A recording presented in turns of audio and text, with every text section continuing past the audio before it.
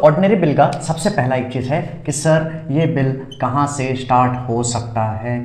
मैं कह रहा हूँ ये bill either of the house में स्टार्ट हो सकता है। अच्छा, आइदर ऑफ द हाउस का मतलब क्या है? या तो लोकसभा में स्टार्ट हो जाए या तो राज्यसभा में स्टार्ट हो जाए, कहीं भी इस बिल को स्टार्ट कर सकते हैं। सर स्टार्ट का मतलब, अरे स्टार्ट का मतलब बिल को इंट्रोड्यूस करना। यहाँ पे हम लोग एक चीज़ क्या समझे कि बिल को स्टार्ट करना है या इंट्रोड्यूस करना है, वो लोकसभा में भी हो सकता है, राज्यसभा में भी हो सकता है। क्लियर है? दोनों घर को बराबर का पावर मिला है बिल को स्टार्ट करने के लिए। दूसरा चीज, बिल को अगर स्टार्ट हो गया, मान लेते हैं कि लोकसभा में स्टार्ट हुआ, ठीक है, लोकसभा में स्टार्ट हुआ, इसको मान लेते हैं। अब यहां पे क्या होगा सर बिल को, यहां पे मैं इसमें डिटेल में नहीं जा रहा हूं, मैं आपको शॉर्ट में बता रहा हूं ताकि आपको ग्राफ्स करने में इजी हो। तो यहां पे क्या होगा, सबसे पहला यहां पे होगा फर्स्ट रीडिंग। कोई भी घर में जब भी बिल आता है वहां पे फर्स्ट रीडिंग होता है। सर फर्स्ट रीडिंग में क्या होता है? फर्स्ट रीडिंग में कुछ नहीं, बस बिल को थोड़ा सा इंट्रोड्यूस किया जाता है, उसका टाइटल पढ़ा जाता है, उसका हेडिंग पढ़ा जाता है, उसका नाम पढ़ा जाता है और थोड़ा सा ऊपर से हल्का सा इंट्रोडक्शन होता है और वहां पे फर्स्ट रीडिंग में ये किया जाता है, हल्का फुल्का थोड़ा सा पढ़ा जाता है, ठीक है। उसके बाद सेकंड रीडिंग में क्या होता है? सेकंड रीडिंग में थोड़ा सा डिटेल डिस्कशन होगा, थोड़ा सा डिटेल डिस्कशन होगा, ओके। उसके बाद होता है थर्ड रीडिंग।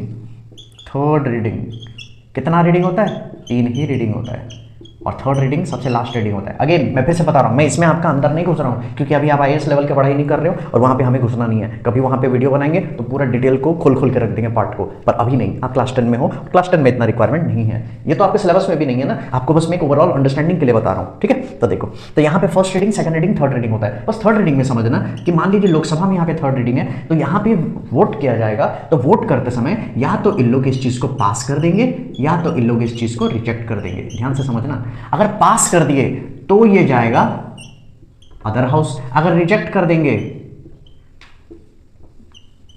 तो कहानी खत्म, बिल वहीं का वहीं, टाटा बाय बाय। क्लियर है? तो इसका मतलब ये बोल रहे हैं सर कि बिल, मनी बिल, सॉरी जो ऑर्डिनरी बिल रिलेटेड बोल रहे हैं, ordinary bill can be introduced in either of the two houses, या तो लोकसभा या तो राज्यसभा, दोनों को बराबर पावर दिया गया है। इंट्रोड्यूस होने के बाद क्या होगा, चाहे लोकसभा में स्टार्ट हो या राज्यसभा में स्टार्ट हो, फर्स्ट सेकंड थर्ड रीडिंग तीनों किया जाएगा। थर्ड रीडिंग में या तो बिल को पास किया जाएगा या तो रिजेक्ट किया जाएगा। अगर बिल को रिजेक्ट कर दिए तो डायरेक्ट कहानी खत्म, बिल वहीं मर गया और एक्ट बन ही नहीं सकता। अगर पास हुआ तो जाएगा दूसरा घर में, तो दूसरा घर होता है सेकंड हाउस। अब यहां से कहानी होगा इंटरेस्टिंग शुरू। देखो, अब जब भी बिल सेकंड घर के पास जाता है, इस केस में बिल स्टार्ट हुआ था लोकसभा में, तो सेकंड हाउस इस अकॉर्डिंग क्या होगा? राज्यसभा। अभी ध्यान से समझना, अगर बिल राज्यसभा से स्टार्ट हुआ रहता तो सेकंड हाउस कौन सा है? सेकंड हाउस यहां पे होगा लोकसभा। क्लियर है? आगे बढ़ते हैं। और तो अब यहां पे जब लोकसभा में स्टार्ट हुआ तो बिल जाएगा जब सेकंड हाउस में, दैट इज राज्यसभा, तो यहां पे क्या होगा? इनके पास इसी बिल रिलेटेड 4 ऑप्शन होगा। ध्यान से समझना, इनके पास 4 ऑप्शन होगा। वो 4 ऑप्शन क्या क्या है? सबसे पहला ऑप्शन मैं ABCD करके लिख देता हूं, A B, ये C, ये D। ध्यान से समझना, यहां पे क्या होगा? या तो बिल जैसा का जैसा आया है आप उसको पास कर दो, जो भी कानून लिखा है लोकसभा ने जैसे भी इसको लिखा है, ABCD जो भी क्लॉज डाले हैं, जैसे भी क्लॉज डाले हैं, आप उसको जैसा का तैसा पास कर दो, काम खत्म। अगर वैसा करना है तो आपके पास है पहला ऑप्शन। तो पहला ऑप्शन क्या है? The option regarding passage of the ordinary bill in the second house is that they need to pass the bill as it is, जैसा आया वैसा पास कर दो। दूसरा ऑप्शन, बिल को पास तो कर देते हैं बट कुछ अमेंडमेंट के साथ। अमेंडमेंट मतलब समझना, कुछ चेंज के साथ, कुछ थोड़ा सा हल्का सा बदलाव कर पास किए, और इसी को पास करने के बाद क्या करते हैं पता है? पास करने के बाद वापस लोकसभा को भेजते हैं। ये भी जरूरी है, ऐसा थोड़ी कि हमने बिल बना के कुछ और भेजा, आपने उसको बदल के कुछ और पास कर दिया। अरे जो बदलाव किया वो हमें तो बताओ, हमें तो बताओ मतलब किसको? जिस घर में बिल को इंट्रोड्यूस किया गया, तो वहां पे लोकसभा को आपको बताना पड़ेगा। क्लियर है? ये वाला पॉइंट याद रखना, हम आएंगे इस पे। फिर तीसरा ऑप्शन है, तीसरा ऑप्शन क्या है? तीसरा ऑप्शन है रिजेक्ट कर दो, बोलो कि भाड़ में जाओ, तुम्हारा जो भी बिल तुमने बनाया तुमने तो पास किया, हमें समझ में नहीं आया, हमने कर दिया रिजेक्ट, टाटा बाय बाय, कहानी खत्म। चौथा, नो एक्शन, ना हाँ बोलना ना बोलना। ऐसा तो ज़्यादातर भी होता है, आपने देखा है, सबसे ज़्यादा तो यही फंसाने वाला काम होता है। आपने किसी को कोई चीज़ पूछा, जवाब का इंतजार में रहते गए, ना इंसान ने हाँ बोला ना इंसान ने ना बोला। समझदार लोगों को पता है किस टॉपिक के बारे में बात हो रहा है, आधा दुनिया उसी में पागल है, ना हाँ या ना में। तो यहाँ पे भी सेम है, नो एक्शन, ना हाँ बोल रहे हैं ना बोल रहे हैं, ना किसी चीज़ पे बस लटका के रखे हैं। अब आते हैं 4 ऑप्शन के एनालिसिस। ध्यान से समझना, सर अगर बिल पास कर दिए तो क्या होगा? बिल पास कर दिए तो कहानी आगे बढ़ेगा। कहानी आगे किसके पास पढ़ेगा? कहानी बढ़ेगा प्रेसिडेंट के पास। मैंने शॉर्ट में लिखा प्रेज, ये तो सर समझ में आ गया। बाकी तीन अगर ऑप्शन एक्सरसाइज हुआ तो अगर बिल पास करके अमेंड कर दिए, मान लो बिल में बदलाव किए, पास किए, वापस लोकसभा को भेजे और लोकसभा ने कहा नो, तुमने जो बदलाव किया वो हमें मंजूर नहीं, पर राज्यसभा अड़ गया कि नहीं हम तो पास करेंगे, तो उसी बदलाव की वजह से दोनों के बीच में डेडलॉक हो जाता है। तो ये वाला सिचुएशन किसको राइज करता है? डेडलॉक।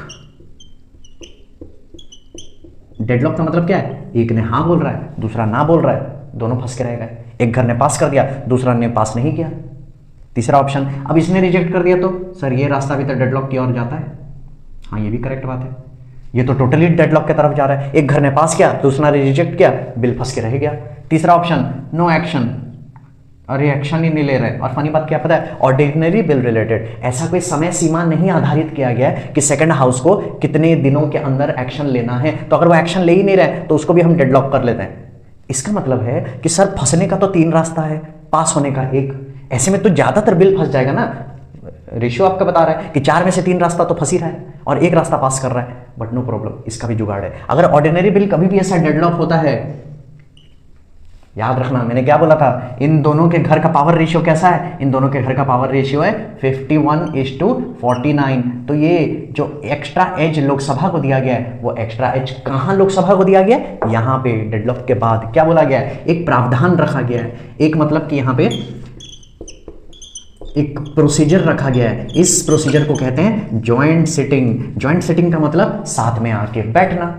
तो ज्वाइंट सिटिंग कब होता है? जब ऑर्डिनरी बिल डेडलॉक हो जाता है, तब ज्वाइंट सिटिंग किया जाता है। ज्वाइंट सिटिंग को कौन बुलाता है? ज्वाइंट सिटिंग को प्रेसिडेंट ऑफ इंडिया बुलाता है।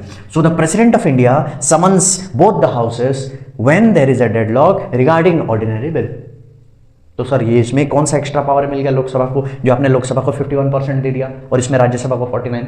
अभी बताते हैं। अब देखो, जब ये ज्वाइंट सिटिंग हो रहा है, ज्वाइंट सिटिंग मतलब लोकसभा के मेंबर भी आ गए, राज्यसभा के मेंबर भी आ गए और एक साथ बैठे हैं। अब वहां पे बिल को फिर से डिस्कस किया जाता है, फिर से वोट किया जाता है। इस बार नंबर का खेल है। नंबर का खेल कैसा है? क्योंकि सर अगर दोबारा से वोटिंग होगा, हमें तो पता है लोकसभा में सर 500 प्लस लोग हैं, उनका स्ट्रेंथ तो ज्यादा है, और राज्यसभा में तो सर 250 है। तो अगर भी यहां पे देखा जाए 500, 200, 700, 750 भी अगर पकड़ लो, चलो 700 पकड़ लो, 700 पकड़ लो इजी कैलकुलेशन के लिए, होगा तो 750। 700 का सिंपल मेजॉरिटी क्या है? आधा। 700 का आधा 350 प्लस 1 351। अगर भी 351 बोल रहा हूं तो एक बात बताओ, 351 कौन ला सकता है नंबर? इनके बस का बात है क्या राज्यसभा का? बिल्कुल भी नहीं। ये मैजिकल नंबर तो लोकसभा के पास भी है। तो ये हो गया मैजिक यहां पे। इसीलिए नंबर का फेवर होता है और ज्वाइंट सिटिंग इसीलिए कराया जाता है। ज्वाइंट सिटिंग जानबूझ के कराया जाता है ताकि लोकसभा का बात को आगे रखा जाए, लोकसभा का जो डिमांड है वो रखा जाए। अच्छा, इसका मतलब आप ये कहना चाह रहे हैं सर कि अगर ज्वाइंट सिटिंग जब कभी भी होगा तो लोकसभा हमेशा फायदा में रहेगा? जी हाँ, इस चीज को याद रखना, इस चीज को याद रखना। भी आने वाले बिल्स में उसको समझ में आएगा कि जब कभी भी ज्वाइंट सिटिंग होगा, एक ऐसा गेम है जहां पे ज्वाइंट सिटिंग होगा तो लोकसभा जीतेगा ही जीतेगा, इसको तुम हरा नहीं सकते। ज्वाइंट सिटिंग क्या है? लोकसभा का अखाड़ा। घुस जाओगे तो अगर राज्यसभा को पटक ही देता है, तो राज्यसभा क्या करेगा? ट्राई करने के लिए ज्वाइंट सिटिंग में ना जाए। बट ये जानबूझ के इस प्रावधान को दिया गया है ऑर्डिनरी बिल में, ताकि बिल ना रुके। थोड़ा सा एज दिया गया है और वो जो एज है वो ज्वाइंट सिटिंग का एज है। क्लियर? आई होप आपको समझ में आ रहा है। क्लियर है? क्लियर है? तो चलो सर मान लेते हैं कि बिल ज्वाइंट सिटिंग में गया, तो ज्वाइंट सिटिंग में गया तो लोकसभा का मनमानी होगा। तो लोकसभा का मनमानी हुआ मतलब मान लेते हैं कि बिल दोनों घर से पास हो गया, क्योंकि अब ज्वाइंट सिटिंग हुआ। तो अब यहां से पास होकर जाएगा प्रेसिडेंट के पास, और प्रेसिडेंट के पास रहता है 3 ऑप्शन। अब यहां प्रेसिडेंट के पास भी ऑप्शन है। यस, प्रेसिडेंट के पास का ऑप्शन नहीं देंगे? बिल को पास करना है, रिजेक्ट करना है, क्या करना है? बिल्कुल दिया जाएगा। तो सबसे पहला ऑप्शन, यहां तो अगर उसको अच्छा लग रहा है प्रेसिडेंट को कि हाँ ये बिल सब सही है, देश के लिए ठीक है, फलाना ढिमकाना सब कुछ बढ़िया है, तो यहाँ पे ये रेटिफाई कर देगा, प्रेसिडेंट रेटिफाई कर देंगे। रेटिफाई कर देंगे मतलब बिल को एक्सेप्ट कर लेंगे। बिल को एक्सेप्ट करने का मतलब बिल को सिग्नेचर दे के उसको कानूनी रूप से एक बार सिग्नेचर दे दिए, जिसको हम कहते हैं असेंट देना, तब बिल बन जाएगा act. This is the last stage. अगर असेंट दे दिए तो, अगर असेंट नहीं दिए तो बिल हो जाएगा रिजेक्ट। Tata bye bye. कोई भी बिल बिना प्रेसिडेंट का सिग्नेचर से बिल एक्ट में नहीं बदल सकता। तो प्रेसिडेंट रिजेक्ट करना चाहता है, रिजेक्ट करने के लिए क्या करना पड़ेगा? आप डिनाई कर दो, आप अपना असेंट मत दो, अपना सिग्नेचर मत दो, बिल को मत साइन करो, काम खत्म। तीसरा, ये थोड़ा फंसने वाला काम है, बिल को रिटर्न कर देंगे। रिटर्न कर देंगे कहाँ पे? Return for reconsideration. रिकंसिडरेशन मतलब प्रेसिडेंट को जब लगेगा कि नहीं यार बिल तो ठीक है, बस थोड़ा सा इसमें बदलाव करने की जरूरत है, बदलाव तो मैं नहीं कर सकती, तो मैं क्या करूंगी, या अभी प्रेसिडेंट जो भी सोच रहे हैं कि बदलाव तो हम नहीं कर पाएंगे, तो हम क्या करेंगे, हम वापस इस बिल को लोकसभा राज्यसभा को भेजेंगे और वो लोग मेरा बदलाव कर देंगे। शायद जो मुझे लग रहा है वो शायद कर दें, बट यहाँ पे फंसने वाला बात है क्या, मान लो ये बिल को जब वापस लोकसभा राज्यसभा के पास भेजा गया, और ऐसा भी तो हो सकता है कि लोकसभा राज्यसभा ने कुछ बदलाव ना किया हो, जैसा बिल पास करके प्रेसिडेंट के पास भेजे थे दोबारा वैसा भेज दे, तो फिर से प्रेसिडेंट अगर फिर से बिल को रिटर्न कर देगा तो ये खेल चलता रहेगा क्या? लोकसभा राज्यसभा पास कर रहे हैं, प्रेसिडेंट फिर रिटर्न, फिर पास, फिर रिटर्न। नो, इसमें भी एक कैच है क्या, अगर प्रेसिडेंट ने तीसरा ऑप्शन को एक्सरसाइज किया, अगर बिल को वो लोकसभा और राज्यसभा के पास वापस भेजा गया रिकंसिडरेशन के लिए, तो जब बिल वापस से प्रेसिडेंट के पास आएगा तो उसको साइन देना ही पड़ेगा। Simple as that.